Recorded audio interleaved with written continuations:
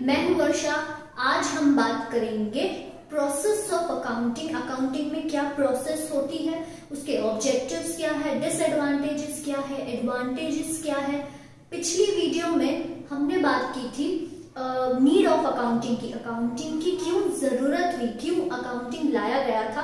अगर आपने वो मेरी वीडियो नहीं देखी है तो मैं डिस्क्रिप्शन पे लिंक डाल दूंगी, आप देख सकते हैं। आज हम बात करेंगे process, advantages, disadvantages, qualitative aspects और बहुत कुछ। तो चलिए बिना टाइम वेस्ट किए शुरू करते हैं।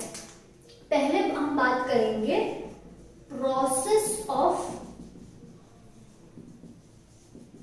अकाउंटिंग की। अब ये क्या है, देखो अकाउंटिंग हम क्यों करते हैं, क्योंकि हमें हमारे सारे वो वीडियो में मैंने बताया है, सारे बिजनेस ट्रांजैक्शंस हमको रिकॉर्ड करने होते हैं। ठीक है, अब वो रिकॉर्डिंग का एक प्रोसेस होता है। ठीक है, तो पहले क्या होगा, सपोज बिजनेस शुरू हो गया, अब पहले क्या होगा, पहले कुछ ट्रांजैक्शन होगा। ठीक है, मान लो ट्रांजैक्शन हुआ परचेज्ड जीन्स, वो जीन्स का बिजनेस याद है मेरा जीन्स का बिजनेस है। Purchased jeans for ₹20,000 from mister A. ठीक है, ये एक ट्रांजैक्शन हो गया। फिर सेकेंड ये है सोल्ड टू मिस्टर के जीन्स फॉर ₹10,000। ठीक है, फिर थर्ड, फिर से मैंने परचेस्ड फ्रॉम मिस्टर ए। ठीक है, फिर से मैंने कुछ महीनों बाद परचेस्ड फ्रॉम मिस्टर ए। ये सपोज मैंने 1 अप्रैल को किया था।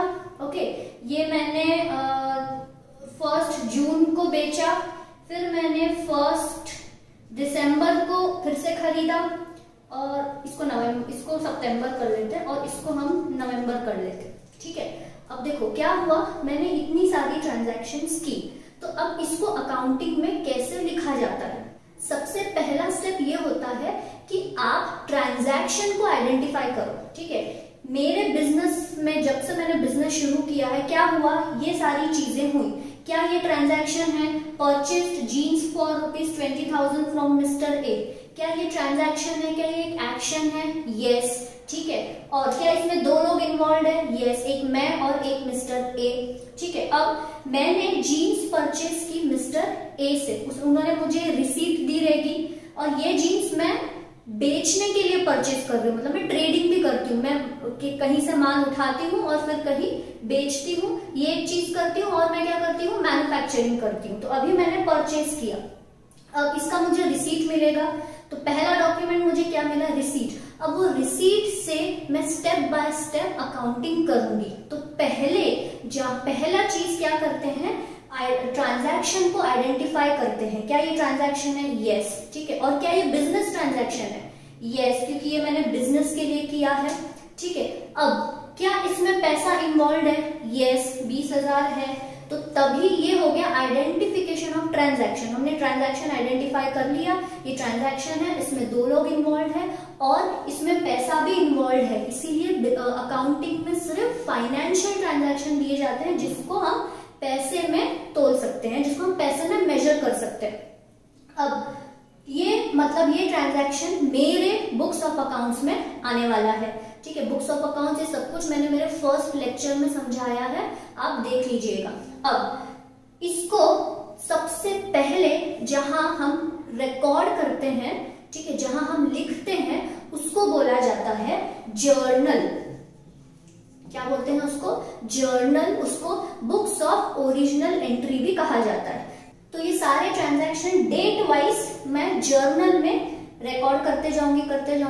ठीक है, अब इधर क्या प्रॉब्लम होती है ना कि जर्नल में मैंने रिकॉर्ड किया, ऐसे साल भर के ट्रांजैक्शंस आप इमेजिन करो। ठीक है, कि मैंने साल भर में मिस्टर ए से कितने बार बुक्स खरीदे होंगे, जीन्स खरीदी होगी, फिर मैंने मिस्टर के को कितने बार बेचा होगा, ये सब कुछ मैंने जर्नल में रिकॉर्ड करके रखा है, जर्नल में सब लिख के रखा है। लेकिन अब साल में मिस्टर ए कितने बार आया होगा, ठीक है, मैंने पहले 1 अप्रैल को उसे खरीदा, फिर मैंने 1 सितंबर को खरीदा, तो ऐसे मेरी जर्नल कितनी छोटी बुक हो जाएगी। अब अगर मिस्टर ए से मैंने सब माल उधारी पे लिया है और मुझे ये देखना है कि मिस्टर ए को मुझे कितने पैसे देने हैं या ए से मैंने कितनी जीन्स खरीदी है, मतलब मुझे वो जर्नल में सब पन्ने पलटाने पड़ेंगे, क्योंकि एक पेज पे मिस्टर ए नहीं है, साल भर में सपोज हजारों पेज होंगे, तो मिस्टर ए फर्स्ट पेज में भी हो सकते हैं, 10th पेज पे फिर से हो सकते हैं, 100th पेज पे फिर से हो सकते हैं, हो सकता है 500 पेज पे फिर से हो सकते हैं, राइट। मतलब मुझे पूरा इसको जर्नल को पलटाना पड़ेगा, विच इज नॉट पॉसिबल। इसीलिए हम बनाते हैं लेजर। सेकेंड स्टेप होता है लेजर, ठीक है। पहला हो गया जर्नल, सेकेंड हो गया लेजर। अब लेजर में क्या होता है ना, जितने भी जर्नल मैंने, जितने भी ट्रांजैक्शंस मैंने जर्नल में रिकॉर्ड किए हैं, अब उन सब के अकाउंट्स बनेंगे लेजर में। मतलब क्या होगा, मैं इसको क्लासिफाई करूंगी, ठीक है। मैं लेजर में क्लासिफाई करूंगी। जैसे मैंने कहा कि मैं सपोज मशीनरी खरीद रही हूं, तो मशीनरी का अलग अकाउंट बनेगा। फिर मैं ए से माल खरीद रही हूं तो ए का अलग अकाउंट बनेगा। मैं बी कस्टमर को बेच रही हूं तो बी का अलग अकाउंट बनेगा। अगर मैं सपोज कंप्यूटर खरीद रही हूं तो कंप्यूटर का अलग अकाउंट बनेगा, ठीक है। मैं किसी को माल उधार पे दे रही हूं तो उस इंसान का अकाउंट अलग बनेगा।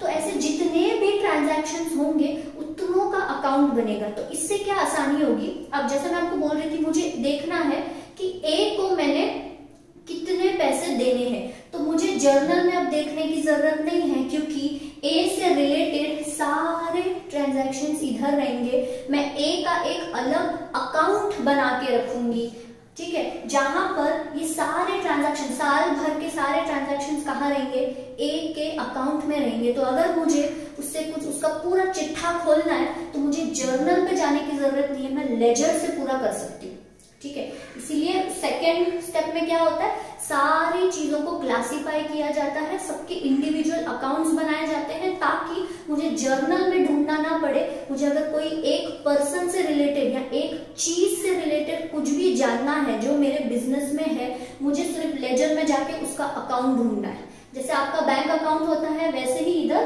अकाउंट होता है। ये क्या होता है, कैसे होता है, कैसे लिखते हैं, हम वो बाद में देखेंगे, ठीक है। अब थर्ड स्टेप होता है, अब सारे लेजर्स बन गए, सब कुछ बन गया। थर्ड स्टेप होता है ट्रायल बैलेंस प्रिपेयर करना। इसको बोलते हैं ट्रायल बैलेंस। इसको भी हम बाद में आराम से सीखेंगे, कोई गड़बड़ नहीं, आराम से सब सीखेंगे, ठीक है। सिर्फ अभी आप प्रोसेस देख लो। ट्रायल बैलेंस में इन सबकी, ठीक है, जर्नल लेजर इन सबकी समरी बनाई जाती है, जिसके वजह से अगर कुछ मैथमेटिकल एरर हो या अगर कुछ नहीं समझ में आया, बैलेंसिंग का प्रॉब्लम हो, तो हम ट्रायल बैलेंस वो एरर पकड़ लेता है। तो अभी आप इतना याद रखिए, ट्रायल बैलेंस में हम एरर अगर कुछ रहेगा तो वो एरर पकड़ लेगा, ठीक है। फिर बनती है इसकी समरी, जिसको बोलते हैं फाइनेंशियल स्टेटमेंट्स। अब फाइनेंशियल स्टेटमेंट्स इन सब की समरी होती है। बेसिकली फाइनेंशियल स्टेटमेंट्स आपको बताएगा आपने बिजनेस में प्रॉफिट किया या लॉस किया, और फाइनेंशियल स्टेटमेंट्स आपको ये बताएगा कि आपके बिजनेस में कितनी बिजनेस की प्रॉपर्टीज हैं और आपका बिजनेस में आप किस किस को उधार देना आपका बाकी है, मतलब आपके ऊपर कर्जा कितना बाकी है। तो टेक्निकली फाइनेंशियल स्टेटमेंट्स जो होते हैं, अब जब आप बिजनेस करते हो तो आपसे इंसान क्या पूछेगा, धंधा आपका कैसा चल रहा है, प्रॉफिट है लॉस है, ये पूछेगा, राइट। अब आप उसको ये सब बताते जाओगे क्या, मैंने इसको बेचा था, उसको बेचा, फिर इससे खरीदा, उससे खरीदा, नहीं। आप सिंपल प्रॉफिट हो रहा है, लॉस हो रहा है, कितना कर्जा है, कितनी प्रॉपर्टीज है, यही बताओगे। तो वो सारी चीजें कौन बताता है, समरी, जिसको बोलते हैं फाइनेंशियल स्टेटमेंट्स, ये सारी चीजें बताता है। क्योंकि सिर्फ ये जर्नल, लेजर, ट्रायल बैलेंस देख के प्रॉफिट और लॉस समझ में आएगा क्या, नहीं आएगा। तो प्रॉफिट और लॉस जानने के लिए इन सब के बाद बनाया जाता है ये फाइनेंशियल स्टेटमेंट्स। अब आप बोलोगे जब प्रॉफिट और लॉस बनाना है तो डायरेक्ट फाइनेंशियल स्टेटमेंट्स क्यों नहीं बनाए जाते, नहीं बना सकते, क्योंकि ये सारे जो ट्रांजैक्शंस इधर मैंने रिकॉर्ड किए हैं उसके बेसिस पे ये समरी बनेगी, राइट। ये जो मैंने किया है ना उसके बेसिस पे समरी बनेगी, इसलिए डायरेक्ट हम फाइनेंशियल स्टेटमेंट्स नहीं बना सकते। पहला पूरा रिकॉर्डिंग होगा, नोटिंग होगा, किससे क्या खरीदा, कितने पैसे दिए, कितना पैसा आया, उसके बाद ही ये सारी समरी या फाइनेंशियल स्टेटमेंट्स बनेंगे। अब इसके बाद होता है इंटरप्रिटेशन, ठीक है, इसके बाद होता है इंटरप्रिटेशन। मेरी राइटिंग को थोड़ा माफ कर देना। इंटरप्रिटेशन मतलब क्या होता है, ये जो फाइनेंशियल स्टेटमेंट बन गए, प्रॉफिट पता चल गया, लॉस पता चल गया, कर्जा पता चल गया, ठीक है, प्रॉपर्टीज पता चल गया, अब इसको हमको एनालाइज करना है कि प्रॉफिट आया, ये कैसा प्रॉफिट है, पिछले साल से कितना है प्रॉफिट, कितना बढ़ा, ठीक है, सेल में कितनी ग्रोथ हुई, कितने ज्यादा प्रोडक्ट्स बिके, ऐसे ये प्रॉपर्टीज कितनी पहली प्रॉपर्टीज थी, कितने आए, कर्जा कितना बढ़ा, कितना घटा, ये सब कुछ जो हम एनालाइज करते हैं, समझते हैं, क्योंकि ये नंबर्स तो आ गए लेकिन नंबर को समझना भी बहुत जरूरी है, राइट। तो वो कहाँ होता है, एनालिसिस में होता है, इंटरप्रिटेशन में होता है। आखिरी स्टेप होता है कम्युनिकेशन। कम्युनिकेशन मतलब अब जो आपने इतना सारा सब कुछ बनाया, ये किसके लिए बनाया, एक तो आपके खुद के लिए ताकि आपको पता चले धंधे में क्या चल रहा है, दूसरी चीज गवर्नमेंट के लिए क्योंकि गवर्नमेंट देखेगी कि आप अगर प्रॉफिट कर रहे हो तो चलो टैक्स दो, तीसरी चीज बैंक से जो आप लोन देते हो वो आपको ऐसे ही लोन नहीं देते, वो पहले देखेंगे कि आपका बिजनेस कैसा चल रहा है फिर ही आपको लोन देंगे, चौथी चीज अगर आपके बिजनेस में किसी ने पैसा डाला है या किसी को पैसा डालना है वो लोग भी तो देखेंगे, उनके लिए भी आप बनाओगे, ठीक है।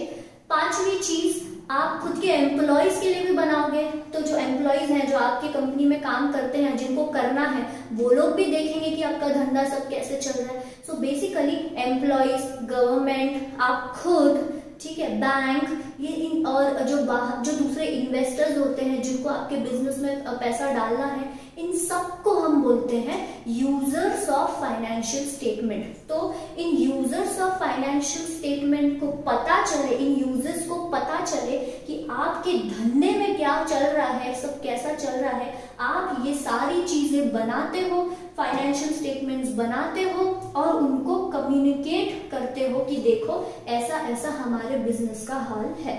इसीलिए ये सब कुछ किया जाता है और ये है प्रोसेस पूरा अकाउंटिंग का, ठीक है। आई बात समझ में, ये सब कुछ हम किसके लिए करते हैं, यूजर्स ऑफ फाइनेंशियल स्टेटमेंट, जिनमें से एक यूजर ओनर खुद होता है, ठीक है। तो ओनर, एम्प्लॉय, ओके, ये सारे इन सारे यूजर्स को हम बोलते हैं इंटरनल यूजर्स, जो कंपनी वाले, जो कंपनी में ही काम करते हैं, जो बिजनेस में ही काम करते हैं।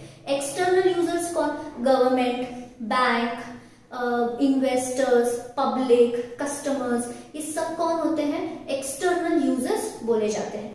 अब आगे बढ़ते हैं। अच्छा, अब आप बोलोगे चलो ठीक है ये सब बना लिया और हमने यूजर्स को कम्युनिकेट भी कर लिया, लेकिन क्यों करना है, क्या एडवांटेज है इसके, ये क्यों किया जाता है। तो अब हम देखेंगे एडवांटेज, ऑब्जेक्टिव्स, अकाउंटिंग के एडवांटेजेस और ऑब्जेक्टिव्स, ठीक है। इन दोनों को अलग अलग मैं नहीं बता रही हूँ क्योंकि ऑलमोस्ट सेम ही है, ठीक है। बेसिकली ऑब्जेक्टिव क्या है अकाउंटिंग बनाने का और अकाउंटिंग के क्या एडवांटेजेस है, दोनों ऑलमोस्ट सेम है, ठीक है। अब ये जो यूजर्स को पता चल गया हमारे धंधे में क्या चल रहा है, अब सबसे पहला एडवांटेज है यूजर्स को ये पता चलेगा धंधे में प्रॉफिट हुआ है या लॉस हुआ है, इसीलिए ये एक एडवांटेज हो गया कि नहीं वो सब कुछ करने का, ठीक है।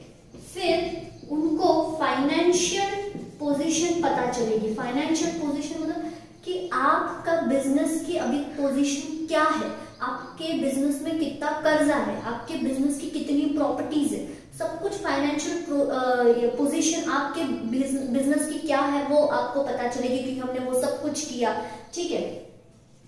थर्ड है डिसीजन मेकिंग में ये हेल्प करता है। अभी ये कैसे, जो लोग पढ़ रहे हैं, ये बुक्स ऑफ अकाउंट्स देख रहे हैं, बैंक हो गया, ठीक है, इन्वेस्टर्स हो गए, वो लोग जब मेरे बुक्स ऑफ अकाउंट्स देखेंगे, ये सब कुछ मैंने रिकॉर्ड किया है ये देखेंगे, फिर उनको समझ में आएगा इस धंधे में प्रॉफिट कितना है, इस धंधे में लॉस कितना है, कितना कर्जा है, सब कुछ पता चलेगा।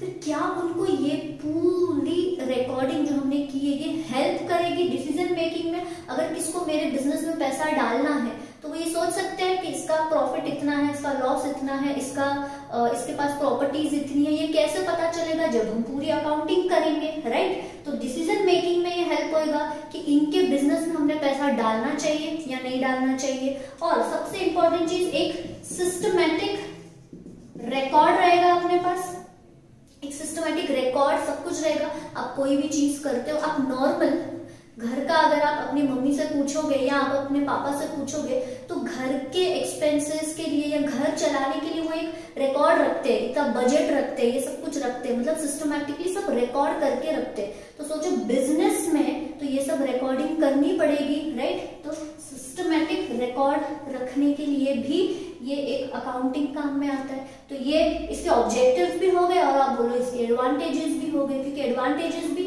सेम ही है, ठीक है? अब बढ़ते हैं लिमिटेशंस ऑफ अकाउंटिंग की तरफ। अब जिस चीज का एडवांटेज होता है उस चीज के डिसएडवांटेजेस भी होते हैं। तो अकाउंटिंग के भी कुछ लिमिटेशंस बोल सकते हो है, लेकिन इसका ये मतलब नहीं कि हमें अकाउंटिंग नहीं करनी है, ठीक है? अकाउंटिंग करनी है, लेकिन इसके कुछ डिसएडवांटेजेस भी है। जैसे पहली ये कि अकाउंटिंग कभी भी क्वालिटेटिव एस्पेक्ट नहीं लिखता है।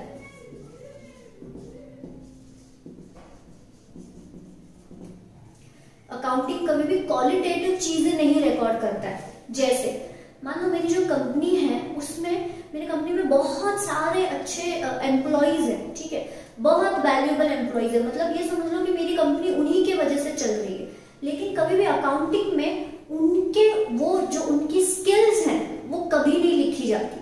वो क्वालिटेटिव जो उनकी क्वालिटी है कि वो लोग बहुत होशियार हैं, ठीक है? उन लोगों की वजह से मेरी कंपनी चल रही है, तो उनके अंदर कुछ तो स्किल्स होंगे, लेकिन वो स्किल्स हम अकाउंटिंग में नहीं लिखते, क्योंकि अकाउंटिंग सिर्फ नंबर्स का गेम है, तो उसमें क्वालिटेटिव एस्पेक्ट नहीं लिखा जाता है। इसीलिए अगर आपने न्यूज पढ़ा होगा या कुछ पढ़ा होगा तो नॉर्मली आईटी कंपनीज जो हैं, इन्फोसिस बोलो, टीसीएस बोलो, ये बड़ी बड़ी कंपनीज ये बोलती हैं कि हमारे बिजनेस के एसेट्स, हमारे बिजनेस के स्किल्स, ठीक है, वो लोग रोज लिफ्ट से बाहर चले जाते हैं। मतलब वो आईटी कंपनीज जो है एम्प्लॉइज के वजह से ही चलती है।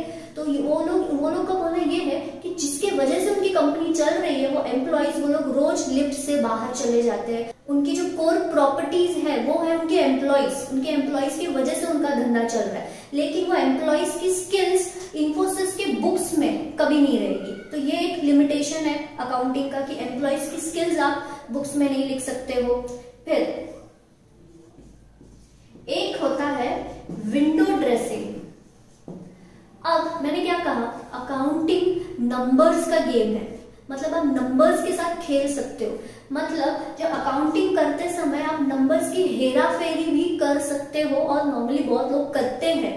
तो अकाउंटिंग का ये लिमिटेशन है कि आप नंबर्स, जब नंबर आ जाते हैं तो आप उसको कैसे भी खेल सकते हो, राइट? सो विंडो ड्रेसिंग का मतलब ये होता है कि आप अपने बुक्स ऑफ अकाउंट्स में प्रॉफिट ज्यादा दिखा दोगे, खर्चे कम दिखा दोगे, तो इससे क्या होगा, आपका प्रॉफिट ज्यादा दिखेगा। और प्रॉफिट ज्यादा दिखा, जो यूजर्स ऑफ फाइनेंशियल स्टेटमेंट्स है, जो ये लोग पढ़ रहे हैं, उनको क्या लगेगा कि प्रॉफिट इनका बहुत अच्छा खासा है, लेकिन उनको ये नहीं पता कि ये लोग तो सिर्फ नंबर्स के साथ खेल के प्रॉफिट बढ़ा रहे हैं। आगे अपन देखेंगे कि कौन सी ऐसी चीजें होती हैं जिसकी वजह से प्रॉफिट से बढ़ता हुआ दिखाई देता है। जी हाँ, ऐसी बहुत सारी चीजें होती हैं और वो अकाउंटिंग में की जाती है। तो ये सबसे बड़ा लिमिटेशन है अकाउंटिंग का, ठीक है? अब बात करते हैं क्वालिटेटिव कैरेक्टरिस्टिक्स की। अब जो भी हम बुक्स ऑफ अकाउंट्स बना रहे हैं उसमें हम इंफॉर्मेशन डाल रहे हैं, किसके लिए डाल रहे हैं, वो यूजर्स के लिए डाल रहे हैं। तो वो इंफॉर्मेशन डालते समय, रिकॉर्डिंग करते समय ट्रांजैक्शन की, हमें ये 4 बातों का ध्यान देना है, ठीक है? पहला है रेलेवेंस, रिलायबिलिटी, कंपेरेबिलिटी और अंडरस्टैंडेबिलिटी। अब इसमें बहुत सिंपल है, ये आपको पता है, सब ये नाम थोड़े थोड़े अलग है। अब जो भी हम इंफॉर्मेशन डाल रहे हैं वो यूजर्स के लिए रेलेवेंट होना चाहिए, मतलब उनके लिए इंपॉर्टेंट होना चाहिए। ऐसी कोई फालतू बकवास नहीं डालनी है, ठीक है? जो हमारे बिजनेस से कोई किसी उसका लेना देना ही नहीं हो, तो वो इंफॉर्मेशन डालो जो रेलेवेंट है, ठीक है? और ऐसी इंफॉर्मेशन भी डालो, जैसे मान लो कि मेरे बिजनेस में केस चल रहा है और केस के वजह से मेरे ऊपर पेनल्टी आ सकती है। तो ये इंफॉर्मेशन भी मुझे मेरे बुक्स ऑफ अकाउंट्स में डालनी है। ये जो इंफॉर्मेशन है, ये जो केस मेरे ऊपर चल रहा है, ये information users of financial statement जो है उनका जानना ये बहुत जरूरी है, क्योंकि इस इंफॉर्मेशन की वजह से उनके डिसीजन पे चेंज आ सकता है। इसी वजह से ये रेलेवेंट सारी इंफॉर्मेशन डालनी है। और अगर मेरे बिजनेस के ऊपर केस चल रहा है या मेरे कंपनी में फ्रॉड हुआ है, ये सब कुछ उनको पता होना जरूरी है, क्योंकि ये उनके लिए रेलेवेंट है, क्योंकि इस चीज की वजह से हो सकता है उनके डिसीजन बदले। ठीक है, तो पहली चीज हो गई। Second, reliability. मैंने बुक्स ऑफ अकाउंट्स बनाते समय इसका ध्यान देना चाहिए कि ये जो इंफॉर्मेशन है ये रिलायबल है, मतलब इस पर भरोसा किया जा सकता है, इंफॉर्मेशन पे भरोसा किया जा सकता है। मुझे वैसी इंफॉर्मेशन डालनी है, वैसे बुक्स ऑफ अकाउंट्स में रिकॉर्डिंग करनी है, मतलब कुछ झूठ वूठ कुछ नहीं डालना है, ऐसी चीजें जिस पे भरोसा किया जा सकता है। कंपैरेबिलिटी। अब मुझे मेरे रिकॉर्डिंग, मतलब मेरे बुक्स ऑफ अकाउंट्स में मुझे रिकॉर्डिंग ऐसे करनी है जिसके वजह से कंपैरिजन करने में आसान हो सकता है 2020 में मैं जो बुक्स ऑफ अकाउंट्स बना रही हूँ उसका कंपैरिजन 2019 से किया जा सके। ऐसे मुझे बनाना है कि कंपेयर करने में आसान हो बहुत, क्योंकि मैंने पिछले कई सारे बुक्स रिकॉर्डिंग की होगी पिछले सालों की, तो उन सालों का आप इस साल से कंपेयर कर सको, वैसे मुझे रिकॉर्डिंग करनी है ताकि कंपैरिजन करने में आसान हो। क्यों कंपैरिजन? क्योंकि 2018, 2019, 2020 इन 3 साल का अगर मुझे कंपैरिजन करना है तो मेरे लिए आसान होना चाहिए। इसमें प्रॉफिट कितना था, उसके कंपैरिजन में 2019 में कितना था, फिर उसके कंपैरिजन में 2020 में कितना है, क्या प्रॉफिट बढ़ा है, कम हुआ है, ये सब कंपेयर करने में आसान होना चाहिए। इस वजह से मुझे इस क्वालिटी का भी ध्यान देना चाहिए। अब लास्ट है अंडरस्टैंडेबिलिटी। तो बहुत इजी है, आप बुक्स ऑफ अकाउंट्स ऐसे बनाओ कि आप समझ सको उसको। और द थिंग इज कि मैंने जो बुक्स ऑफ अकाउंट्स में बताने की कोशिश की है वही चीज सामने वाला जो पढ़ रहा है उसको वही चीज समझ में आनी चाहिए। अगर मैं एक ए चीज बोल रही हूँ तो उसने भी ए चीज ही समझनी चाहिए, उसने बी चीज नहीं समझनी चाहिए। अगर मैं कुछ चीज बोल रही हूँ तो आपने भी वही चीज समझनी चाहिए। मैं अगर एक चीज बोल रही हूँ और आप दूसरी चीज समझ रहे हो तो हम गड़बड़ हो जाएगी, राइट। सो आप बुक्स ऑफ अकाउंट्स ऐसे बनाओ कि जो चीज आप बताना चाहते हो वो उनको आसानी से समझ में आ जाए। ठीक है, ये हो गया लास्ट क्वालिटी, बस यही है। सो ये 4 के हिसाब से, 4 के बेसिस से आपको बुक्स ऑफ अकाउंट्स बनाने हैं। खत्म, सिंपल। फर्स्ट लेक्चर देख लेना, उसमें मैंने नीड ऑफ अकाउंटिंग बनाया है। सेकंड लेक्चर ये है, तो अब आपको पूरा बेसिक क्लियर हो गया रहेगा कि अकाउंटिंग क्यों आया, क्या किया जाता है, ऑब्जेक्टिव क्या है, एडवांटेज क्या है, क्वालिटेटिव एस्पेक्ट्स क्या है, यूजर्स ऑफ फाइनेंशियल स्टेटमेंट क्या होता है। ठीक है, सो आई होप आपको ये वीडियो अच्छा लगा होगा। आज के लिए इतना ही, मिलेंगे हम नेक्स्ट वीडियो में। तब तक के लिए अपना ख्याल रखिए, टेक केयर, जय हिंद।